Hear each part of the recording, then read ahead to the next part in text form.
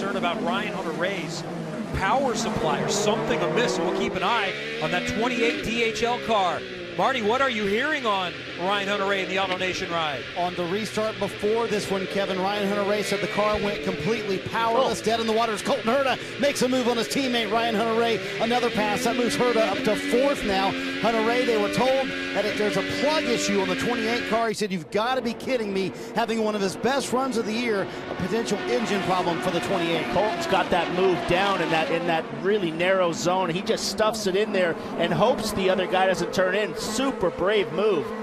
I always loved driving paint schemes that were brightly colored, like the Gamebridge car of Colton Herta. The reason for that is that bright yellow with low sun right now. If you make a pop, it shows up in the mirrors in the car in front. You can surprise the driver into an easier pass simply with a bright paint scheme as the sun goes down. Next car in line is teammate James Hinchcliffe. James is always a very fair driver, doesn't do anything dirty, so let's watch her and see if he can set this deal up.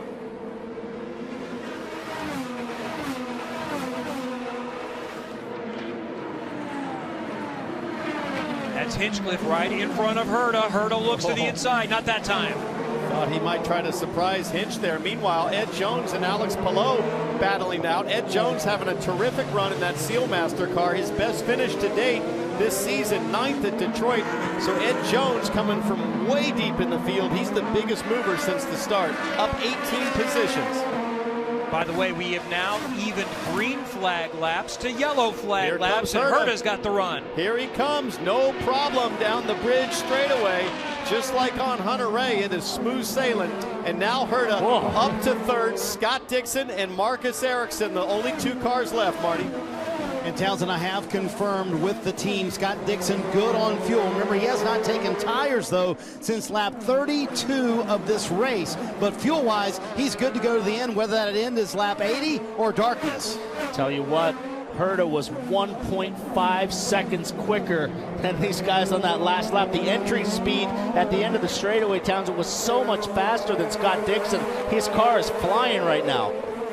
Marcus Ericsson pitted the same lap 45 as Scott Dixon, so logic might say, well, he's good as well, probably, but can't guarantee it because we know Scott Dixon saves fuel as well or better than anyone else. How much have they saved push to pass? There you see the graphic on the left-hand side of the screen. Marcus Ericsson has been the most conservative on the push to pass button. That gives you about an extra 50 horsepower. You have 150 seconds to use it, and you can get a full 15 seconds at a time if you want. But here, it's going to be on, off, and a lot of gamesmanship for when you use that extra boost. Colton Herta just 78 seconds in the bag. Scott Dixon's got a lot left, and Marcus Ericsson even more. So these guys have plenty in the bag, but right now, Dixon needs to be careful. He's way in front of his championship contenders, and he's not fighting with Colton Herta. More important at the moment. Ready, Marcus, go.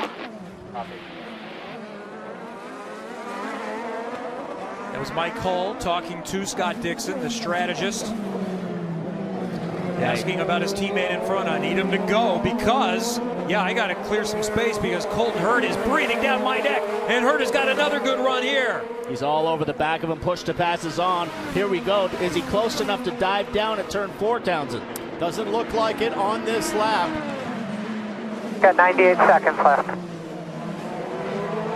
But he is so deep on the brakes, just seems to close up with ease. I'm going to tell you, I mean, Colton Herta has just had this place mastered. Whether he's leading, whether it's practice, or whether if he has to come deep in the field, he just seems to figure out naturally such a knack for where to find speed on this track. Dixon wants his teammate to go, but he's not even that close to him. And here comes Colton Herta.